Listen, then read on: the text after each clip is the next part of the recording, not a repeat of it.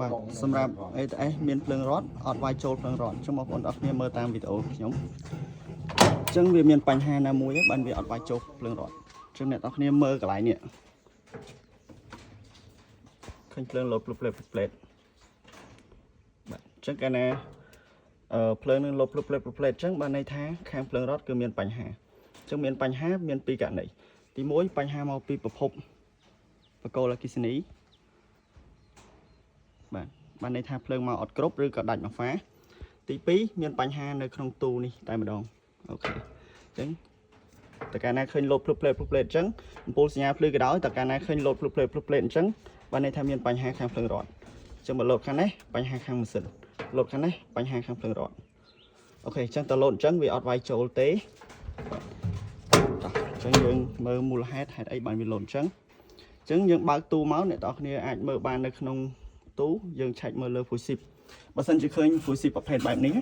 មានអំពូលក្រហមអញ្ចឹងណាយើងសង្កល់មើលអំពូលកាលណាឃើញអំពូលក្រហមអញ្ចឹងភ្លឺបានន័យថា fusible មួយហ្នឹងមានបញ្ហាវាដាច់អញ្ចឹងណាមិនមែនឃើញភ្លឺអញ្ចឹងល្អណាឃើញភ្លឺគឺមានបញ្ហាអញ្ចឹងសង្កល់កន្លែងហ្នឹងឃើញភ្លឺអញ្ចឹងមានបញ្ហាល្ងឹតចេះនៅល្អអូខេអញ្ចឹងបញ្ហាទូនេះដាច់ fusible មួយតោះអញ្ចឹងយើងឆែកមើលភ្លើងបន្ថែមតើភ្លើងមកពីបកគោលត្រឹមត្រូវអត់អញ្ចឹងយើងវាស់ពីខាងលើ fusible មើលវល់វា395បានន័យថាត្រឹមត្រូវអូខេត្រឹមត្រូវអូខេត្រឹមត្រូវយើងឆែកជាមួយនៅបន្ថែមឲ្យច្បាស់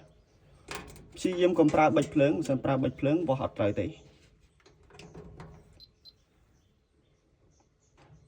227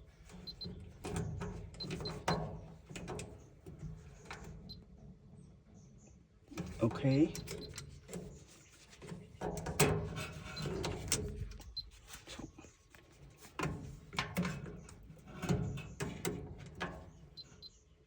អូខេយើងឆែកទាំង3ហ្វាអញ្ចឹងណាអញ្ចឹងឃើញថាត្រឹមត្រូវពីខាងភ្លើងចូលត្រឹមត្រូវអញ្ចឹងយើងមើលខាងចេញឃើញទេហ្វាកដាលនិងហ្វាខាងក្រោមភ្លើងចេញគ្រប់គ្រាន់ត្រឹមត្រូវខាងលើឃើញបាត់ទេ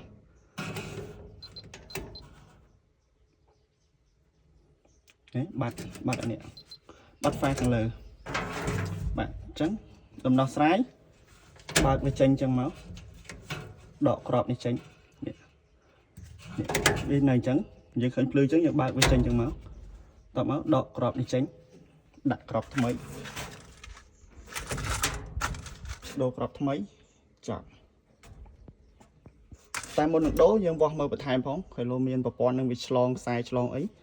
វាបដាលឲ្យដាច់ fusible បាទអញ្ចឹងប៉ុណ្ណឹងបញ្ហា ATS មានភ្លើងរត់អត់វាយចូលសម្រាប់ប្រព័ន្ធដែលគ្រប់គ្រងដោយ controller smart chain អរគុណហើយបើសិនជាអ្នកនរគ្នាមានបញ្ហាទៅលើទូបជាទូ ATS អ្នកនរគ្នាអាចតាក់ទងក្រុមការងារយើងបានអរគុណជួបគ្នាវីដេអូក្រោយ